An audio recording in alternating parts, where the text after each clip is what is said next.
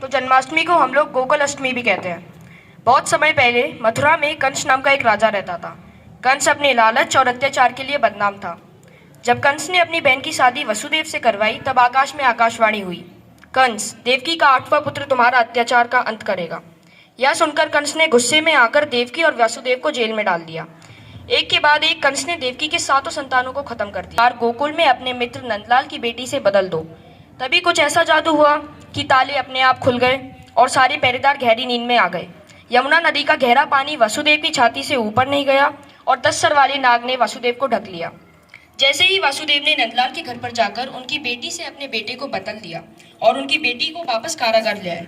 जैसे ही कंस ने उनकी बेटी को मारने की कोशिश की तभी माँ दुर्गा प्रकट हुई और कहा कि श्री कृष्ण अब जन्म ले। तरह से कृष्ण भगवान का जन्म हुआ और बड़े होकर उनने कंस को मारा।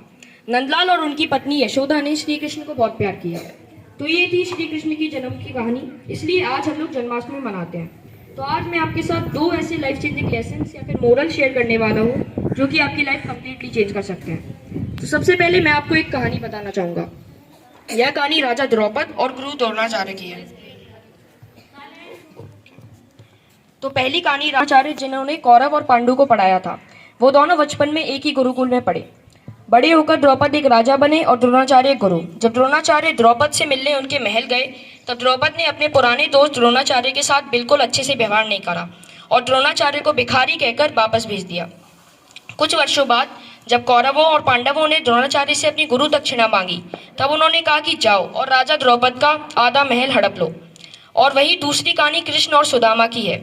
जब सुदामा कृष्ण भगवान से मिलने उनके महल गए तब कृष्ण भगवान ने उनके पैर धुले और उन्हें गले लगाया। तो इससे हमें यह सीखने को मिलता है कि कभी भी हमें अपनी सक्सेस मतलब सफलता और अपने स्टेटस को अपनी फ्रेंडशिप के बीच में नहीं लाना चाहिए। भले ही आप कितने भी सक्सेसफुल हो जाएं, कभी भी अपने ओल्ड फ्रेंड को नीचा नहीं दिखाना है। अब दूसरी कहानी 5 पांडव में से एक पांडव भीम की है। बंदर की पूंछ रास्ते में तभी उन्हें बंदर की पूंछ रास्ते में डली दिखाई देती है। भीम बंदर से कहते हैं अपनी पूंछ हटा लो, लेकिन बंदर इतना कमजोर होता है कि वो अपनी पूंछ भी नहीं हटा पाता। तभी भीम उसकी पूंछ को पैर से हटाने की कोशिश करते हैं और वो पूंछ नहीं हटती। फिर वो अपना गदा भीम अपने हाथ जोड़ते हैं और कहते हैं कि प्रभु आप कौन है। तभी हनुमान जी प्रकट होते हैं और कहते हैं हम सब में क्वालिटीज होती हैं। बात हो जाता है। तो आज के लिए बस इतना ही। मैं आशा करता हूँ आपको ये पसंद आया होगा। धन्यवाद।